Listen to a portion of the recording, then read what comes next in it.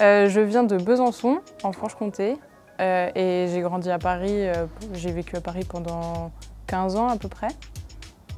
Et ensuite, j'ai rejoint mon compagnon à Ixelles du coup. J'avais déjà une passion pour la nature, les animaux, enfin, j'ai toujours été sensible.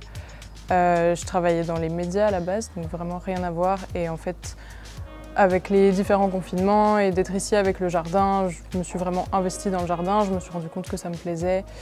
J'étais bien dans cette activité et du coup j'avais envie d'aider les gens à créer aussi leur jardin, leur terrasse, leur montrer que c'est facile en fait et qu'il n'y a pas d'histoire de gens qui ont la main verte et d'autres qui l'ont pas. Enfin, c'est juste un peu de connaissance et du coup je voulais accompagner les gens dans leur végétalisation, quoi.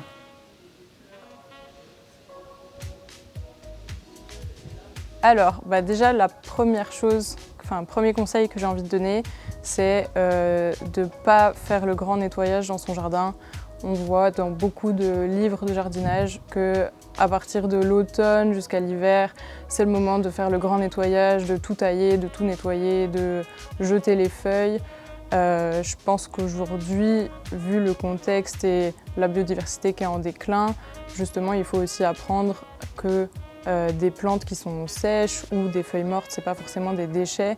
Les feuilles mortes, ça peut être vraiment une ressource importante pour les gens qui ont un jardin parce que si on utilise les feuilles mortes pour pailler son sol, c'est du compost gratuit en fait et c'est un paillage gratuit plutôt que d'aller acheter des écorces en jardinerie. On récupère ses feuilles ou ses aiguilles de pin et on en fait un paillage gratuit.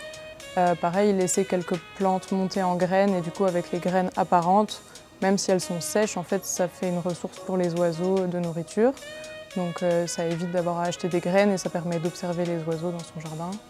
Ensuite, l'hiver, c'est aussi le bon moment pour prévoir justement la saison prochaine.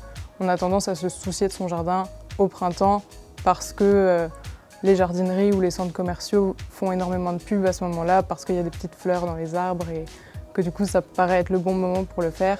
Mais en fait, en hiver, c'est vraiment le moment parfait pour imaginer son jardin futur, faire son plan de culture, planter des arbres, des arbustes, beaucoup de vivaces.